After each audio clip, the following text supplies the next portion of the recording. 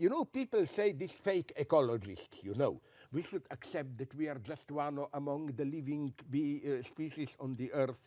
No, our responsibility is much greater. We screwed it up.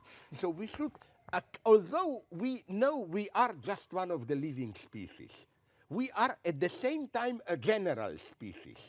We should heroically take the responsibility for doing something which is extremely risky to change the whole balance on Earth and so on and so on. It's this modest, deep ecology. We are just a small species, let's act like that, it's not enough. Well, that's the paradox. We are, in one way, still just one species on Earth, and at the same time, we are also the divine rulers of the planet, and the future of most other species, or at least the future of evolution, depends on us. And maybe the last thought that tries to connect everything, that this is why I think that ideology and political ideology is now so important, that we have so much power that the stories that people believe, even if they are completely nonsensical, are now changing the very course of the evolution of life.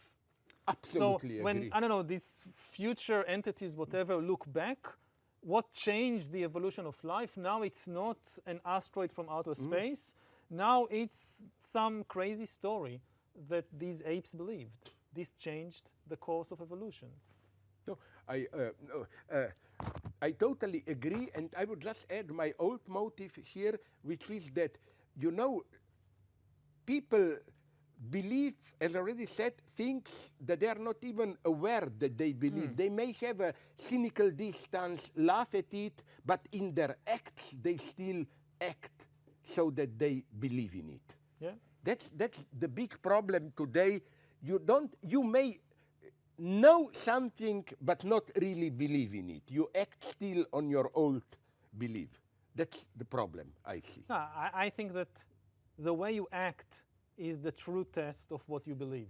What you say that you believe, that doesn't matter. The question is, the deepest belief, you don't need to say them. So it's the action that counts, absolutely. You know where I learned this lesson? In old Yugoslav self-management socialism, where this distance towards official ideology was so deeply ingrained.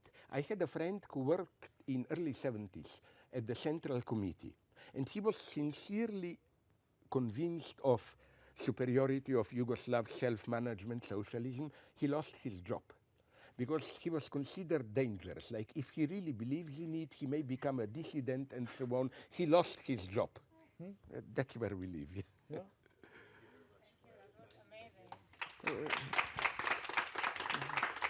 Like, you did, yes. I wanted to imitate. Doesn't Hitler do this in Chaplin's Great Dictator?